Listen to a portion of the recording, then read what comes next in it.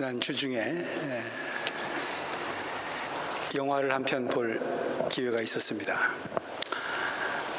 영화 제목은 디스커넥트라고 하는 그런 영화였습니다. 그러니까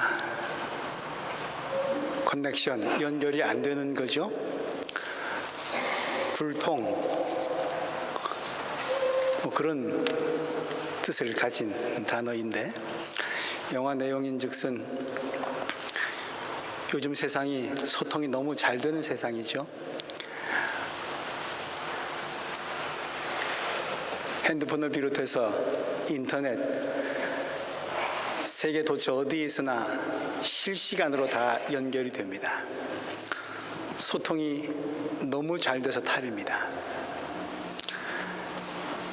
그런데 이게 진짜 소통인가? 그런 문제를 그 영화는 제기하고 있었습니다. 정작 연결되어야 할 것들은 연결되지 아니하고, 정작 접촉해야 할 사람들과는 접촉하지 아니하고, 엉뚱한 것들과 접촉하고 소통하다가 인격이 피폐해지고 인생이 망가지고 가정이 붕괴되는 그런 에피소드가 담겨있는 영화였습니다. 세상은 소통이 참 자유로운 환경으로 변해가고 있는 것 같은데, 편리해진 것 같은데, 그 편리함과 소통의 자유로움이 잘못 사용하면 재앙이 될 수도 있다. 진정한 소통이 어떤 건가? 그런 물음을 던지고 있었습니다. 지난주에 우리는 하늘을 한번 좀 우러러 보면서 하나님과 소통하자, 교제하자, 그래서 하늘 뜻을 좀 품자, 그런 말씀을 나누었는데, 오늘은 우리가 하나님과 어떻게 소통할 수 있을지 그런 이야기를 좀 나눠보려고 합니다.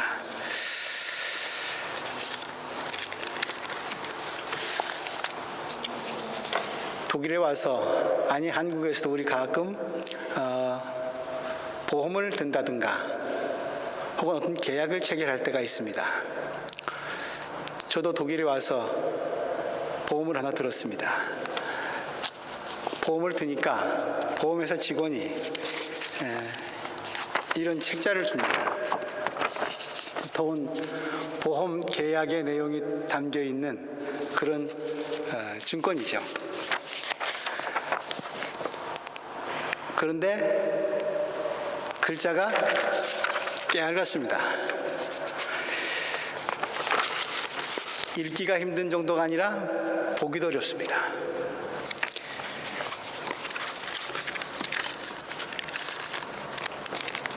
요즘 제가 약을 하나 먹고 있는데, 물론 의사의 처방전을 받아서 약국에서 산 것입니다만, 효능이 어떤 건지 좀 보려고 약통 속에 든 종이 꺼내봤습니다. 더 보이지 않습니다. 글쎄요, 보험 계약을 할 때, 어떤 페어트락을 할 때 그 문구 하나하나 다 읽어보고 운토슈라이벤 하는 분들 별로 없을 것입니다. 약국에서 약을 살 때 이거 진짜 먹어도 되는 거야 하면서 이거 다 읽어보고 사는 사람 없을 겁니다. 그래서 어떤 교수는 이런 말을 합니다. 이 계약서는 소비자님, 우리 회사는 당신이 이 문서를 읽지 않기를 원합니다. 그런 뜻이랍니다. 그러니 이것도 우리는 안전하자고, 건강하자고, 취하고 먹는 것인데, 그것을 공급해 주는 사람들하고 소통이 잘 안 되고 있는 것 같습니다. 소비자 측이 아니라 공급자 위주입니다. 강자 위주인 거죠. 한국에서는 요즘 갑을 관계란 말이 유행하고 있습니다. 너는 갑이고 나는 을이다. 계약서에 갑을이 쓰여지죠. 집을 페어트락 할 때도 페어미터 임대해 주는 사람은 갑이고 임대받는 사람은 을입니다. 기업 간의 관계에 있어서도 큰 대기업은 갑이고 하청을 받는 중소기업은 을입니다. 모든 계약서는 갑 위주로 작성되어 있습니다. 갑에게 절대적으로 유리합니다. 을이 싫으면 관도죠. 너하고 거래 안 해야죠. 불이익을 감수하고 그 계약서에 사인을 할 수밖에 없습니다. 강자와 약자의 관계입니다. 일방적 관계죠. 글쎄요, 소통이라고 할 수 있을까요? 쌍방 계약서에 서명했으니까 소통이 되는 것일까요? 사실은 소통을 가장한 일방통치, 어떤 면에서는 약자의 이야기가 전혀 전달되지 않는 불통의 관계입니다. 이런 거래 관계가, 계약 관계가 우리가 세상에서 살아가면서 좀 당혹스럽게, 불편하게 부딪히는 대표적인 예일 것입니다. 그런데 하나님과의 관계는 그렇지 아니합니다. 여러분들이 믿음의 세계에 들어섰다, 세례를 받고 예수를 그리스도로 시인하고 주로 고백하면서 교회 공동체의 일원이 됐다, 하나님의 말씀을 내 삶의 지표로 삼겠다, 이런 얘기는 하나님과 계약 관계에 들어간 겁니다. 하나님도 계약서에 나하고 하나님하고 서로 사인을 했습니다. 그런데 하나님의 계약서, 세상의 보험증권과는 좀 다릅니다. 하나님은 이렇게 깨알 같은 글씨로 사람의 마음을 혼동시키거나 속이려는 그런 잔꾀를 부리지 아니하십니다. 사고가 나서 쫓아가 보면 내가 받아야 될 보상, 내가 받고 싶은 혜택은 하나도 없습니다. 다 예외 규정에 적용되어 있습니다. 장사 속인 거죠. 하나님이 우리를 놓고 그렇게 장사하진 않으십니다. 모세가 출애굽의 영도자 모세가 애굽을 탈출한 뒤 가나안 땅에 들어가면서 이스라엘 백성들에게 신신당부한 그런 말씀들이 신명기서에 녹아 있는데, 신명기 20장 말씀 11절 이하의 말씀을 보면 이렇게 써 있습니다. 오늘 내가 당신들에게 내리는 이 명령은 당신들이 실천하기 어려운 것도 아니고 당신들의 능력이 미치지 못하는 것도 아닙니다. 보험증권 읽기 편하다는 얘기입니다. 그 명령은 당신들에게 아주 가까운 곳에 있습니다. 당신들의 입에 있고 당신들의 마음에 있으니 당신들이 그것을 실천할 수 있습니다. 나는 오늘 하늘과 땅을 증인으로 세우고 생명과 사망, 복과 저주를 당신 앞에 내놓습니다. 당신들과 당신들의 자손이 살려거든 생명을 택하십시오. 주 당신들의 하나님을 사랑하십시오. 그의 말씀을 들으며 그를 따르십시오. 그러면 살 것입니다. 다 잘 살자고 하는 짓인데, 우리 시천말로 그런 말이 있는데 삶의 비결을 얘기하고 있습니다. 그의 말씀을 따르십시오. 그러면 살 것입니다. 증권의 내용이 결코 복잡하지 않습니다. 하나님 사랑하고 하나님께 붙어 있기만 한다면 살려주겠다. 집을 빌려주시는 분이 거의 일방적으로 손해보는 세상의 계약서와는 좀 다른 내용입니다. 하나님 사랑해라. 그리고 나와 함께 있자. 많은 설명 필요 없습니다. 아주 단순한 문구입니다. 거기에 사인하면 됩니다. 그리고 그렇게 살면 생명과 복을 주시겠다고 약속하십니다. 우리가 하나님과 소통하는 데 있어서는 보험증권처럼, 약품의 설명서처럼 어려운 부분, 읽기 힘든 부분 전혀 없습니다. 둘째, 갑과 을의 관계. 하나님과 우리의 관계, 일방적 관계일까? 그분은 그렇게 일방통행하지 않으려 하십니다. 쌍방통행의 관계로 초대하십니다. 심지어는 쌍방통행을 하다 못해 오히려 하나님이 분풀이의 대상이 되기도 합니다. 성경에는 곳곳에 성질 급한 기도들이 많이 있습니다. 우리 신앙의 위인들도 그런 기도를 곧잘 드렸습니다. 예레미야 예언자는 세상의 불의함, 불공평을 보고 악이 판치는 세상을 보고 하나님께 투덜댑니다.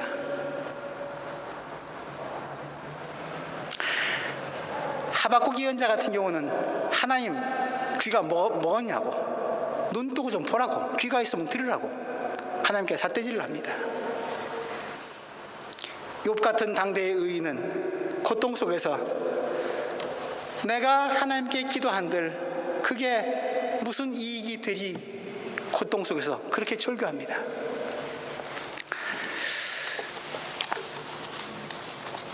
믿음의 초보자들도 아니고 연륜이 깊은 이런 신앙의 위인들이 이렇게 하나님 앞에 대놓고 불평불만을 털어놓게 되면 계약 당사자이신 하나님 계약 파기해도 괜찮을 것 같습니다. 왜냐하면 세상이 불공평하게 된 것 하나님 탓이 아니거든요. 그 모든 화살을 하나님께로 돌리는 이런 배은망독한 버르장머리 없는 기도 그냥 꺼버리면 될 것 같은데, 그런데 하나님 이 불평불만 잘 참아내고 들어주십니다. 저는 이렇게 생각해 봅니다. 그래, 하나님은 당신한테 우리 삶 가운데서 부딪히는 불평불만, 내 속에서 썩어 문드러지는, 그냥 놔뒀다가는 내가 무너지고 말 것 같은 그 모든 삶의 숙제와 고민들 갖고 오기를 바라시는구나. 다 깨끗하게 만든 다음에, 완전하게 된 다음에 제가 이렇게 이겨냈습니다, 그런 보고서를 받기를 원하시는 것이 아니라 망가진 모습 그대로, 아픈 모습 그대로, 그래서 볼멘 소리를, 불평불만하는 소리를 그냥 그대로 갖고 오기를 바라시는구나. 다른 말로 하자면 성경은 우리에게 기도를 하되 아주 정난할 정도로 정직한 기도, 그거를 하라고, 그걸 하나님이 기뻐 받으신다고 얘기하고 있는 것 같습니다. 기도할 때 거룩을 빙자해서 좋은 말만 골라서 문장 잘 맞춰서 화려하게 입히는 것, 거기에 하나님이 기도의 가치를 두시는 것이 아니라 정직성, 얼마나 너가 하나님과 사람 앞에서 솔직하고 정직하냐, 그거를 묻고 계시는 것 같습니다. 사람은 겉모습을 보지만 나 여호와는 중심을 보느니라 라는 말에 속듯이 그런 것이기도 하겠죠. 만약에 여러분들이 속으로는 피가 끓고 피가 거꾸로 솟고 화가 나서 죽겠는데 하나님 앞에 나갈 때는 안 그런 척 웃으면서 하나님께 예쁘게 보이려고만 한다면 그건 가증스러운 겁니다. 하나님의 이름을 기도 첫머리에 불렀지만 그것은 하나님의 이름을 모독하는 것입니다. 하나님과 친한 척하지만 하나님과의 관계를 욕되게 하는 것입니다. 하나님 앞에서 꾸미지 마십시오. 여러분들이 갖고 있는 모든 복잡한 문제 그대로, 풀리지 않는 문제 그대로 보여드리십시오. 주님 앞에 나올 때 수고하고 무거운 짐을 갖고 나오라 하셨습니다. 수고하고 무거운 짐진 자들아 다 내게로 오라. 대신에 그 짐 보따리는 너희 방에다 갖다 놓고 와라 라고 말씀하지 않으셨어요. 갖고 오라고 하셨어요.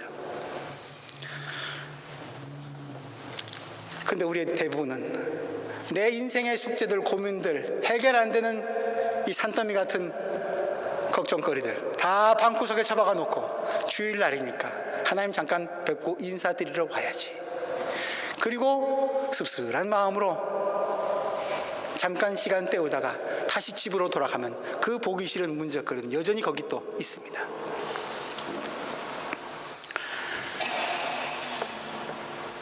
함께 져 주시겠다고, 그 짐 갖고 오라고, 내가 대신 져 주겠다고, 하나님과 우리가 맺은 계약서의 내용은 그겁니다.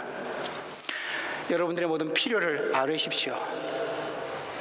빌립보서의 기자가 얘기하는 것처럼 우리의 헤아림을 넘어 우리에게 측량 못할 정도로 공급해 주시는 하나님께 내가 얼마나 뜨겁게 강렬하게 강하게 매달려 기도하느냐, 거기에 여러분 영혼의 온도, 템페라투어가 측정됩니다. 높을수록 하나님이 기뻐하시겠죠. 구하고 찾고 두드려라.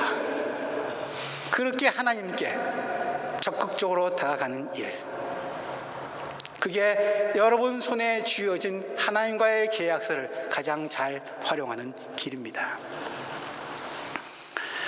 성경에는 종종 하나님께서 인간 마음속에 혹은 삶 속에 역사하실 때 그 배경을 거친 들이나 광야 이런 것에 비유를 종종 하고 있습니다. 야곱도 땅에서 하늘에 이르는 사닥다리를 놓는 꿈을 꾼 곳은 베델 이전의 루스였습니다. 거친 들판이었습니다. 돌베개 베고 자다가 하나님의 약속을 간취합니다.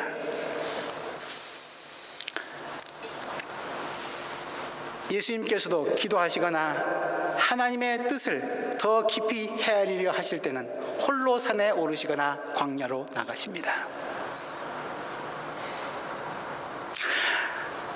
낙담에 있는 엘리야, 의기소침해 있는 엘리야, 바알 선지자와의 대결에서 큰 승리를 거두었음에도 불구하고 이세벨이 무서워 쫓겨 도망간 엘리야를 찾아오시는 하나님,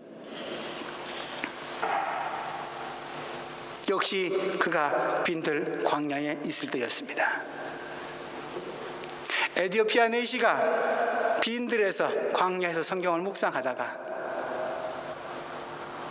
주님의 제자를 만납니다. 바울도 그가 다메섹 도상에서 회심한 이후에 광야로 나가서 눈이 새롭게 띄어질 때까지 성령의 가르침을 받습니다. 광야, 인생의 광야, 그곳에 하나님은 더 친히 즐겨 찾아오십니다. 혹시 우리 가운데 정말 광야 같다,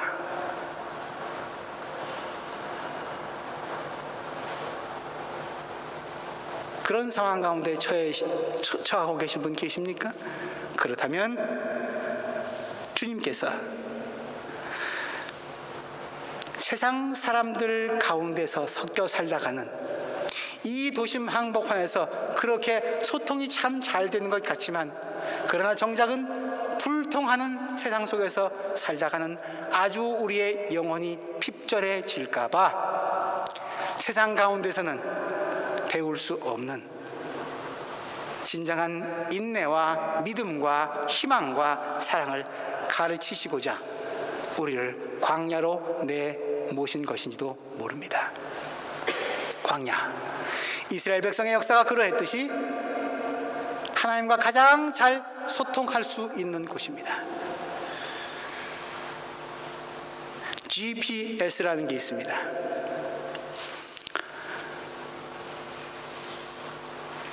제가 작은 핸드폰이 여기 있는데 이 기계도 나비가지원 역할을 합니다. 이게 어떻게 그런 신기한 역할을 하냐? 이 녀석 혼자 하는 게 아니죠. 저 지구 위에 정확한 주기로 떠돌고 있는 24개 혹은 32개 인공위성이 내 위치를 파악해서 내가 알고자 하는 정보를 보내줍니다. 그래서 길 찾기가 가능한 것이죠.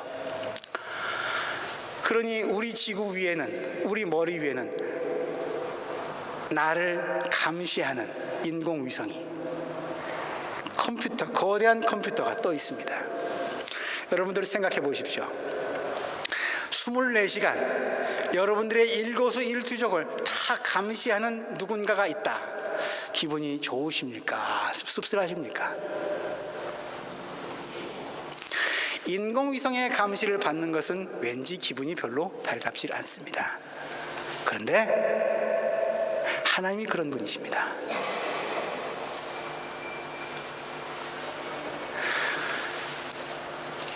나갈 때나 들어올 때나 일어설 때나 앉아있을 때나 내가 동쪽으로 가서 거할지라도 서쪽으로 가서 거할지라도 심지어 음부의 자리를 펼지라도 이미 주는 거기 계시다고. 우주 최고의 GPS입니다. 그분이 나를 졸지도 주무시도 아니하시고 나를 지켜주신다 생각해 보십시오.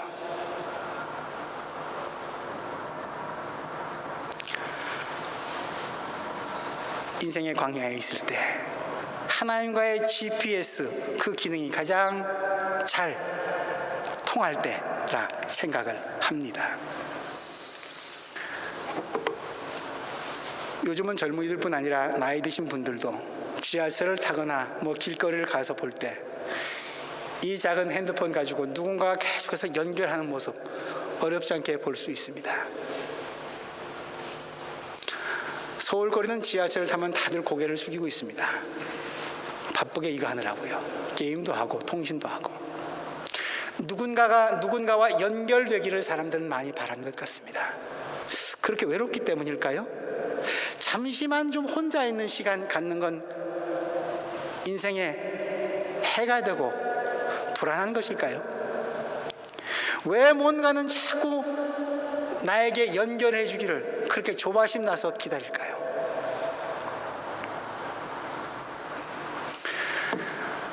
우리와 연결되어 주시기를 바라는 하나님,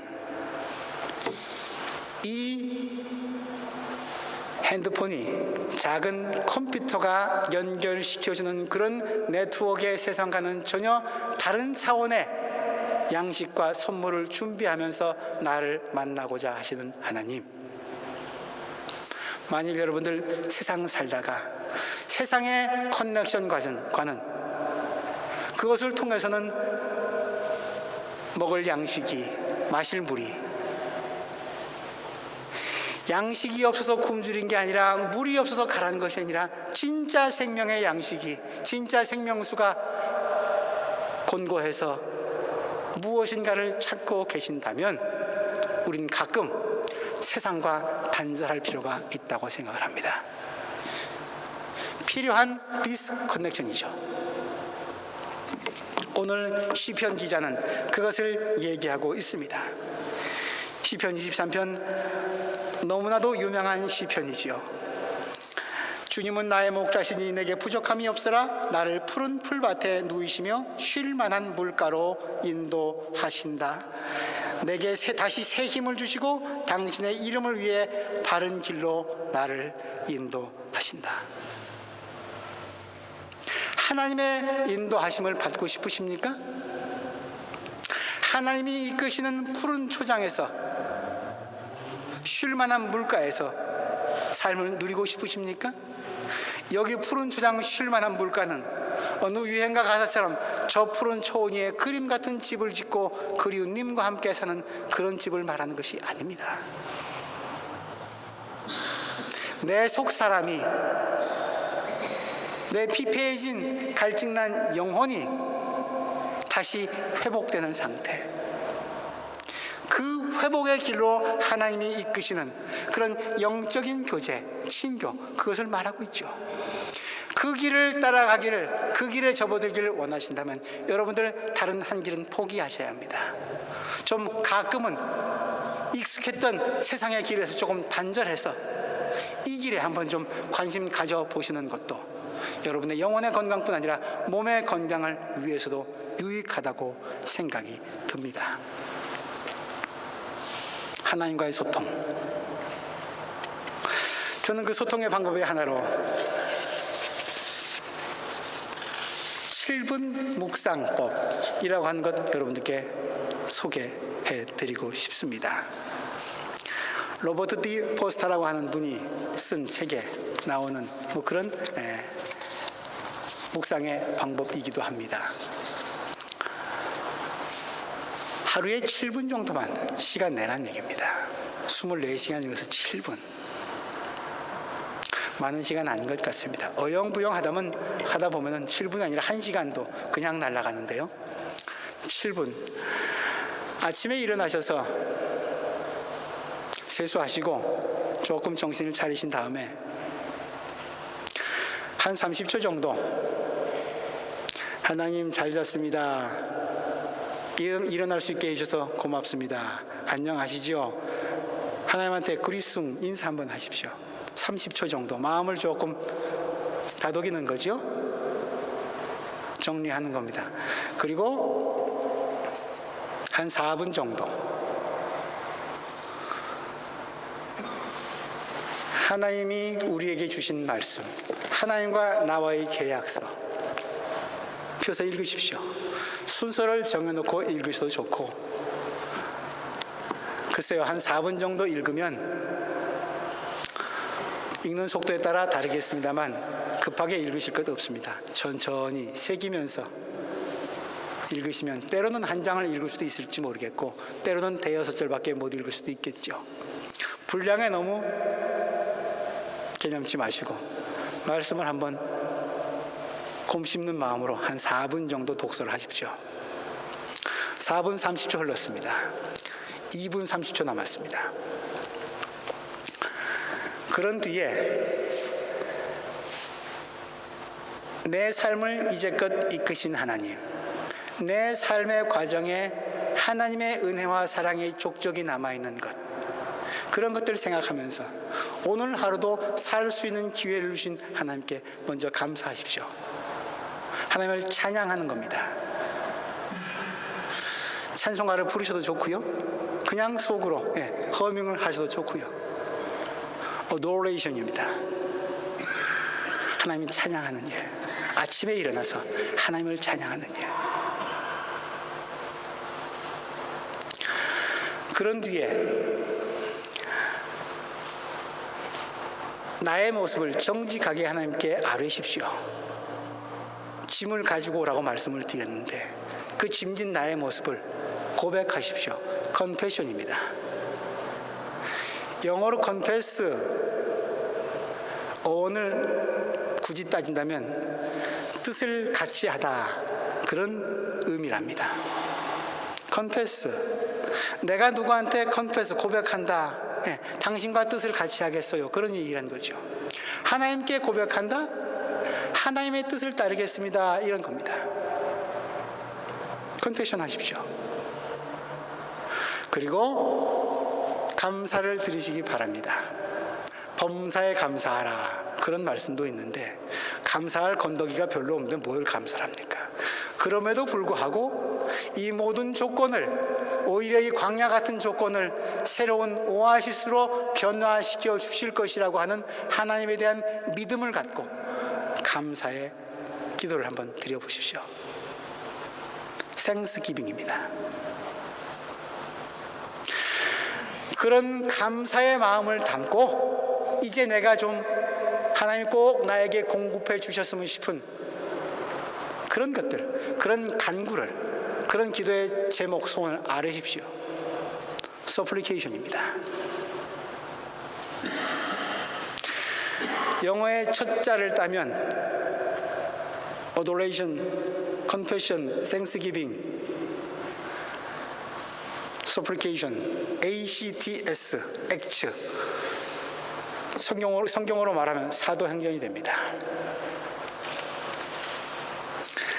아침에 일어나서 하나님의 나라를 향해서 사도들과 함께 행진을 하는 겁니다. 뭐 그런 2분 30초의 묵상, 7분이 찼습니다. 이 내용이 무엇입니까? 오늘 빌립보서 기자가 얘기하는, 바울 사도가 얘기하는 모든 것을 염려와 걱정 다 묶어서 무엇보다 감사하는 마음으로 여러분의 소원을 하나님께 아뢰십시오. 그리하면 사람의 헤아림을 뛰어넘는 하나님의 평화가 그리스도 예수 안에서 여러분을 지켜줄 것입니다. 아침 묵상이 그래서 보약입니다. 7분만 한번 시간 내보시기 바랍니다. 아주 시간 재놓고 해보십시오. 맛이 좀 다를 겁니다. 우리 아침 기도에 나오시는 분들도 있습니다만, 아침 기도에도 그런 틀에 준해서 진행은 하고 있습니다만, 기도회까지 못 나오시겠거든 집에서 아침에 나와서 7분 정도만 시간 내십시오. 하나님과 소통해 보십시오. 저 푸른 초원 위에 그림 같은 집을 짓고 여러분의 영혼의 집이 그 어느 사람보다 아름다워질 수 있는 비결입니다. 심지어 세상살이가 사망의 음침한 골짜기 같을지라도 내가 그곳으로부터 해받음을 두려워하지 아니함은 주의 막대기와 지팡이가 나를 안위하시나이다. 하나님이 나와 동행하시고 계시다고 하는 확실한 증거가 거기서 옵니다.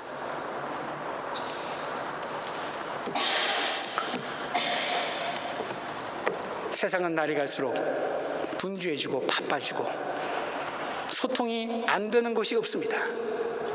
그런데 이게 진짜 소통인가? 우리 회의스러울 때가 많습니다. 저는 지금도 제가 어릴 때 친필로 써주신 담임 선생님의 엽서를 갖고 있습니다. 저도 제가 직접 연필로 펜으로 편지를 써본 게 언젠가 그립습니다. 이젠 다 컴퓨터로 됩니다. 소통은 빠른데 사람과 사람 사이의 거리가 가까워졌나 멀어졌나? 난 하나님과의 소통을 어떻게 해야 할 것인가?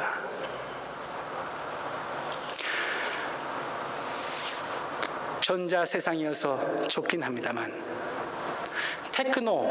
테크놀로지 이렇게 한번 바꿔서 풀어보십시오. 테크, 기술, 노 거절하십시오.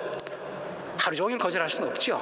어차피 그 속에 살아야 되는데 잠시 7분만이라도 테크, 노, 나인 거절하시면서 하나님과의 소통을 몸으로, 컴퓨터 말고 전자회로 말고 몸으로 한번 읽고 입술로 찬양하고 쓰고 내 머리로 한번 몸부림치면서 영혼의 투쟁을 날마다 아침마다 해보시기 바랍니다. 하늘의 뜻을 먹는 과정이고 박두진 시인이 노래한 것처럼 하늘이 내게로 들어와서 능금처럼 익어가는 내 마음밭이, 내 인생밭이 하나님 나라의 과수원이 되는 그런 기쁨을 누리실 수 있을 것입니다. 그리고 그 열매를 여러분들의 이웃들에게 넉넉하게 나누어 주는 사람의 헤아림을 뛰어넘는 그리스도의 평화가, 하나님의 평화가 여러분을 든든히 지켜주는 늘 푸른 초장에서 거니시는 복된 주의 자녀들 되시기를 주님의 이름으로 기원합니다. 하나님, 이 가을 하나님을 먹고 마시고 하늘 뜻을 품고 싶습니다. 우리와 소통하기를 원하시는데 우리가 많이 거절했습니다. 우리의 수고와 무거운 짐들 다 주님께 갖고 왔사오니 이 예배를 통해서 우리의 이름 하나하나 친히 불러주셔서 하나님과 다시 접촉되는 영혼의 희열을 느낄 수 있도록 도와주시고 그 힘 얻어서 우리의 염려 근심이 변하게 하시고 진짜 걱정하고 염려해야 할 것, 우리가 애써 추구해야 할 것이 무엇인지를 바로 보고 깨닫는 주의 일꾼 되게 하여 주옵소서. 예수 그리스도의 이름으로 기도드립니다.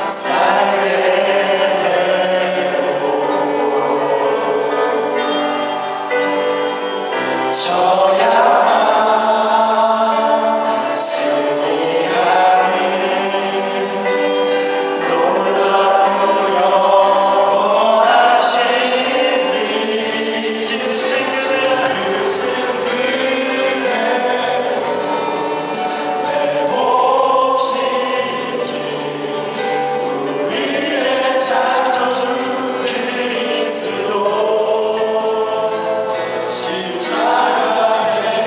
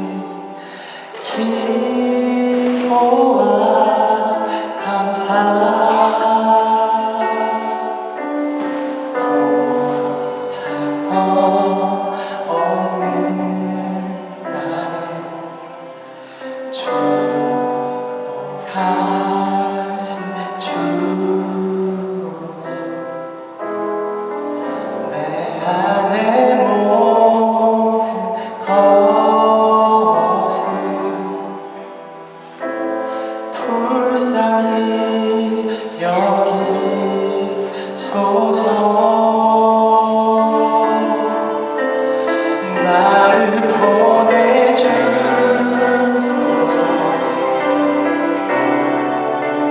주의 손이 닿는 곳,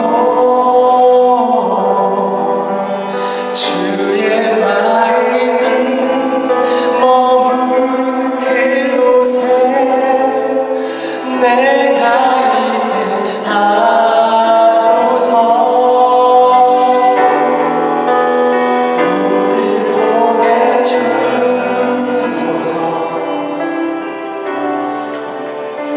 서게 하소서.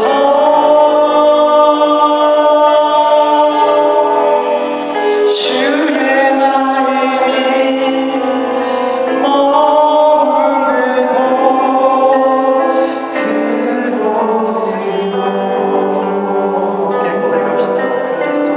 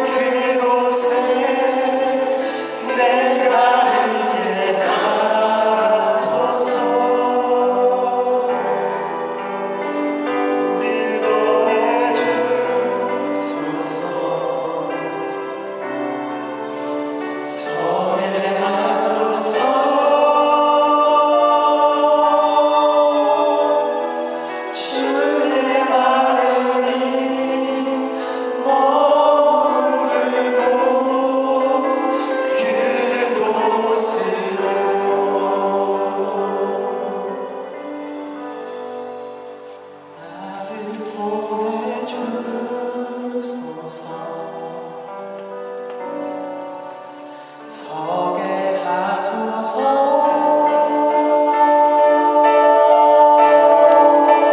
주의 마음이